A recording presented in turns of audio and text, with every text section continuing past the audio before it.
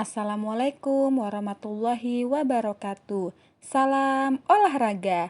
Halo teman-teman kelas 1, bertemu lagi dengan Ustadz Pras dan Ustadz Zafia pada pembelajaran PJOK. Nah, pada video kali ini teman-teman, kita akan belajar tema 1H yaitu peristiwa alam dengan materinya adalah pengenalan aktivitas air. Sebelum mulai, sama-sama yuk kita ucapkan basmalah.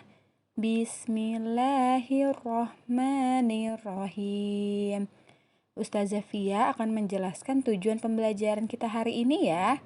Yang pertama, siswa mampu mengenal berbagai jenis aktivitas air. Yang kedua, siswa mampu mempraktikkan berbagai jenis aktivitas air. Teman-teman, karena masih dalam kondisi pandemi COVID-19, tidak memungkinkan kita untuk belajar secara langsung tentang pengenalan aktivitas air di dalam kolam renang. Tetapi Ustadz dan Ustazah berharap dengan dijelaskan melalui video pembelajaran ini, teman-teman tetap bisa memahami dengan baik walaupun tidak praktik secara langsung.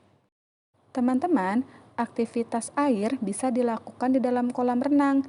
Kenapa di kolam renang? Karena kolam renang memiliki ukuran yang lebih luas dan lebih lebar, sehingga aktivitas air dapat lebih seru, lebih nyaman untuk dilakukan. Ada beberapa jenis pengenalan aktivitas air yang harus teman-teman ketahui, yaitu 1. Berdiri di air. Nah, untuk bisa berdiri di air ada caranya nih teman-teman. Yang pertama, cari kolam yang dangkal. Yang dangkal itu artinya kolamnya tidak dalam ya teman-teman. Yang kedua, perlahan masuk ke kolam dan coba untuk berdiri.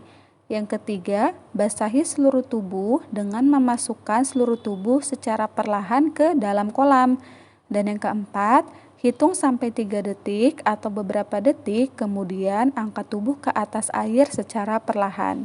Selain berdiri di air, ini juga termasuk untuk melatih pernafasan teman-teman ketika di dalam air. Aktivitas yang kedua yaitu berjalan di air.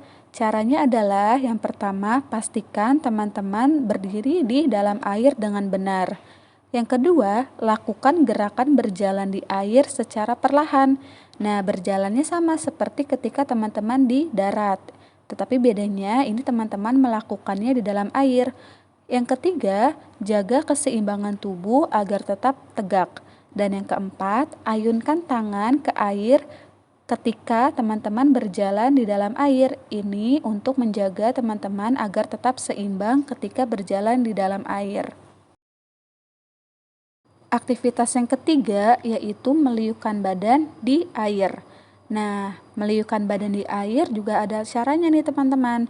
Yang pertama, pastikan badan sudah berdiri di air dengan benar. Yang kedua, gerakan anggota badan dari kepala hingga kaki.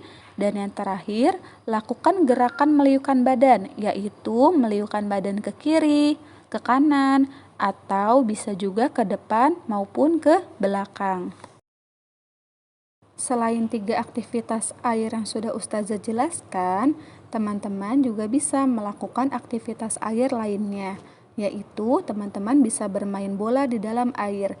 Biasanya permainan bola yang bisa dilakukan yaitu lempar tangkap bola, bisa dengan lempar tangkap bola bersama teman atau lempar tangkap bola secara mandiri, secara sendiri. Dan selain itu, teman-teman juga bisa berjalan mengelilingi kolam renang. Untuk melakukan aktivitas di dalam air, ada beberapa alat yang harus teman-teman gunakan dan disiapkan, yaitu 1. Baju renang. Yang kedua, kacamata renang. Nah, kacamata renang memiliki fungsi untuk melindungi mata agar tidak perih ketika teman-teman di dalam air. Yang ketiga, ada ban dan juga pelampung. Nah, fungsinya itu untuk membantu agar teman-teman tetap terapung di atas air. Dan yang terakhir, biasanya teman-teman ada juga yang menggunakan sepatu katak. Sepatu katak ini digunakan ketika teman-teman sudah pandai berenang agar kecepatan renangnya teman-teman lebih cepat. Teman-teman, sekarang kita praktek yuk gerakan meliukan badan. Pertama, berdiri tegak, Rentangkan kedua tangan ke atas, bungkukan badan ke bawah, lalu putar badan ke kanan, ke atas, putar badan ke kiri, kemudian ke bawah, lalu hitung sampai beberapa detik. 1, 2, 3, kemudian angkat badannya lagi ke atas.